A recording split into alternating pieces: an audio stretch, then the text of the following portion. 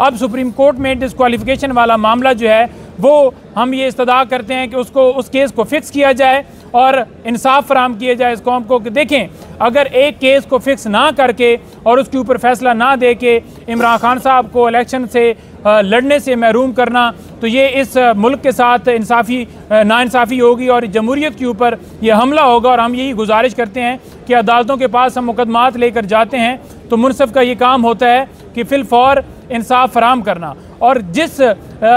Case के अंदर अगर इंसाफ फराहम करने से डिले किया जाए तो उसका मतलब ये होता है कि आप इंसाफ से इनकारी हैं। Justice delayed, justice denied. इसके अलावा अगर नहीं भाई, ये बताइएगा कि आप एक तरफ सुप्रीम कोर्ट से बार बार इस्तदा कर रहे हैं कि हमारे केसेस लगाए जाएं, इंसाफ मांग रहे हैं, आपको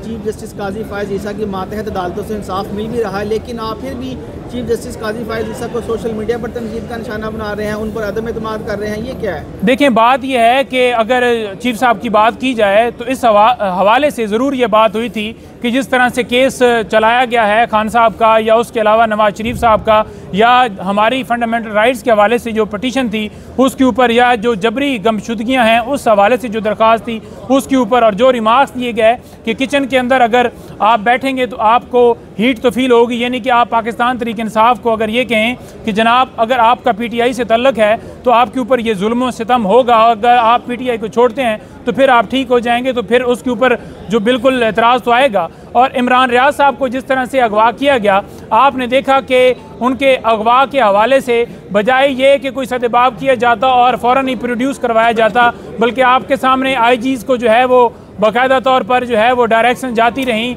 और ये पूछगछ होती रही, लेकिन सदेबाब नहीं हो सका। और 9 महीने के बाद अगर वो रिलीज होते हैं तो उसके बाद ये कहा जाता है कि जनाब इमरान रियाज कौन है। आप इमरान खान के तर्जुमान हैं, हम आपसे ये जानना चाह रहे हैं कि आप चीफ जस्टिस काजी फायज़ ईसा पर एतमाद कर रहे हैं या नहीं कर रहे हैं? देखें, इस हवाले से आपको जो है वो वाज़ेह तौर पर जो पॉलिसी है वो पाकिस्तान तहरीक इंसाफ की मज़ीद अगर दरख्वास्त गई तो उसके ऊपर वाज़ेह नज़र आ जाएगी। कल जो 2 बयानात चले उस हवाले से आप ज़रूर पूछ रहे होंगे, तो उसके ऊपर मैं कॉमेंट नहीं करना चाहता क्योंकि 2 वो बयानात मुख्तलिफ आए, और इसका आप प्रैक्टिकली तब देखेंगे कि अगर हमारी पटिशन किसी जगह के ऊपर। नहीं भाई, ये बता दें कि काजी कौन है, आप किसी काजी को जानते हैं?